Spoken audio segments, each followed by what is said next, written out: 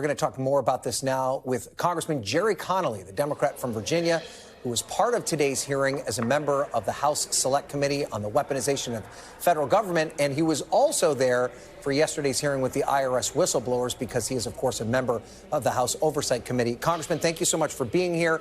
As we mentioned, you sat on both of these committee hearings. You asked questions of these witnesses.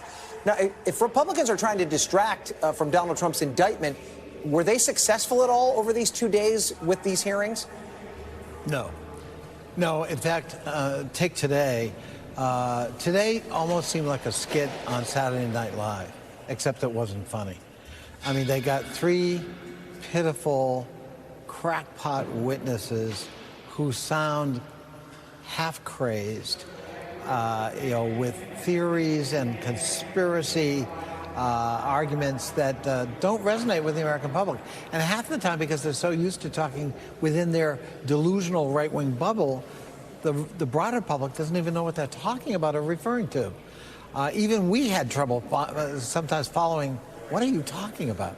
So, no, I don't think it made any progress at all with respect to that.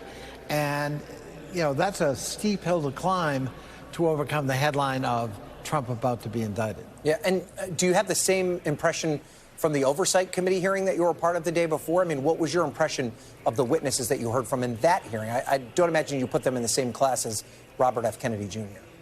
You're quite right. I think we had two sincere, professional IRS investigators whose beef is that the prosecutor didn't follow 100% their recommendations and appreciate their hard work. And at a human level, you can understand that, but there is such a thing as prosecutorial discretion, and these two, I think, sincere employees of IRS simply didn't seem to appreciate that.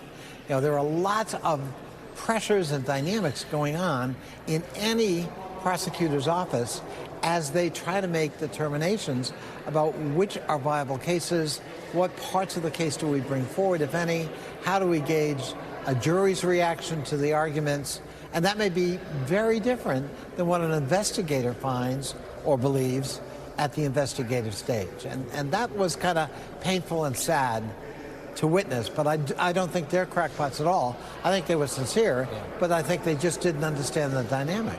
Okay, so let's get back to Robert F. Kennedy Jr. He's, of course, running as a Democratic candidate for president.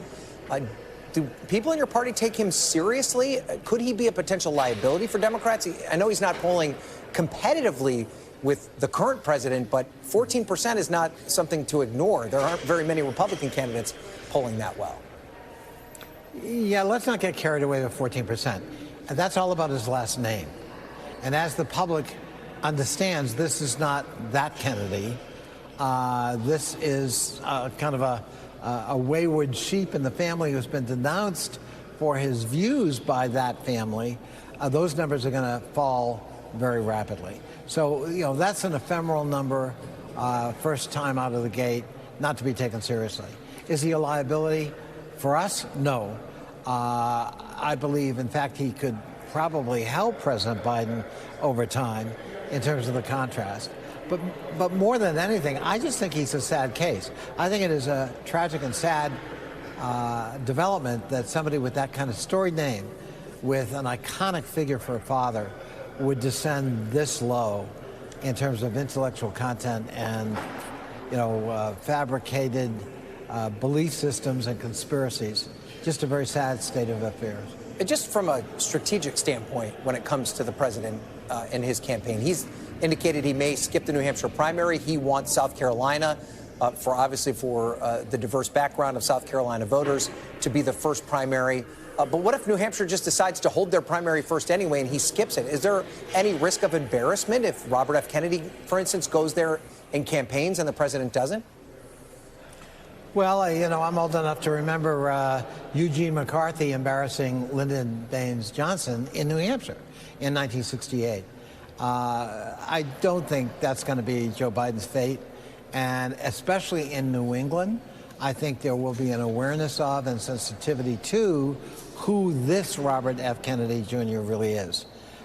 So I don't think that's going to be a materialized threat, But look, I run every election like the devil's at my heels, and I recommend Joe Biden do the same. Yeah.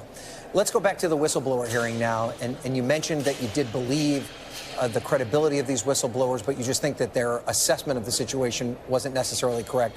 Your leader, Minority Leader Hakeem Jeffries, said today that there was, quote, not a scintilla of political interference with respect to the Hunter Biden case. How do you reconcile your perception of what the whistleblowers had to say versus that particular point? Do they have any kind of credibility when it comes to their concerns about the former or the current president's son perhaps getting special treatment? Leader Hakeem Jeffries is absolutely right. We got to remember, they surmised that the fact that their recommendations were enacted on 100%, somebody must have interfered. Well, on that timeline, we had a Trump-appointed Republican U.S. attorney, a Trump-appointed Republican attorney general, a Trump-appointed Republican IRS commissioner. So if you're looking for interference, it could only have been one of those people. And are we really supposed to believe that they wouldn't have jumped at the chance of trying to get Hunter Biden and, through him, Joe Biden? So the fact that it was on that watch and that timetable, I think kind of escaped the attention of, or conveniently was ignored by those two so-called whistleblowers. Now, in terms of Hunter Biden, though, he is expected to plead guilty as part of a deal with investigators next week. There's obviously a ton of scrutiny around him. This is something that Republicans are using to try and interfere with the president's reelection hopes.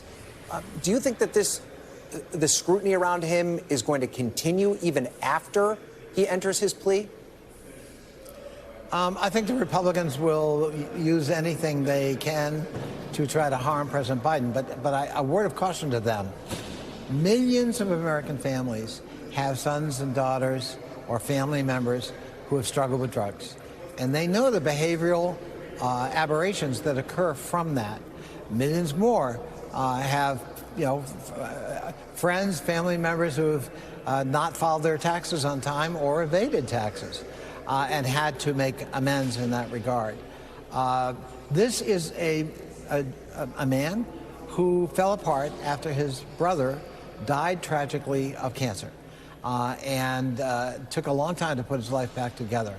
I believe there's going to be a lot of sympathy for Joe Biden, a father who tried to protect his son and tried to get him help. And to use Hunter Biden to pillory Joe Biden, I think risks enormous backlash with a much more sympathetic American public than exists here in the Republican side of the aisle in Congress. Okay, Congressman Gerry Connolly, thank you as always for being with us. We appreciate it. Thank you, pleasure. Sir. All right. My pleasure. Thanks for watching our YouTube channel. Follow today's top stories and breaking news by downloading the NBC News app.